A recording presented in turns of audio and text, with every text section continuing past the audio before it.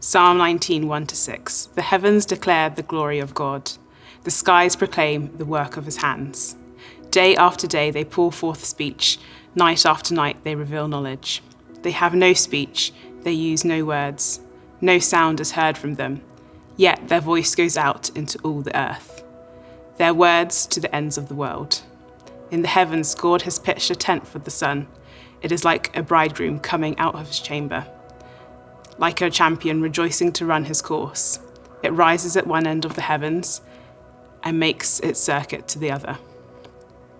Nothing is deprived of its warmth. Dip into any book of the Bible and you'll soon encounter something stunning, something we can so easily take for granted. God speaks to human beings, ordinary people in very ordinary places, hearing from an extraordinary God. Moses hears from God on a mountain, Elijah in a cave, Samuel as a young boy in his bed. Our God speaks and wants to be known. Maybe it's not God who's hiding, perhaps it's us. Here are some ways in which God might speak to you today, wherever you are, in the car, at work, in the kitchen. First, God will speak to you through the Bible, this incredible library of 66 books written by people breathed by the Holy Spirit that all tells one coherent story, pointing to Jesus. The Bible is alive. It has power to speak into your situation today. God will speak to you supernaturally as you listen for him. He'll put visions, words, and pictures in your mind. He'll put people on your heart, helping you to see people in situations like he does. God will speak to you through his creation.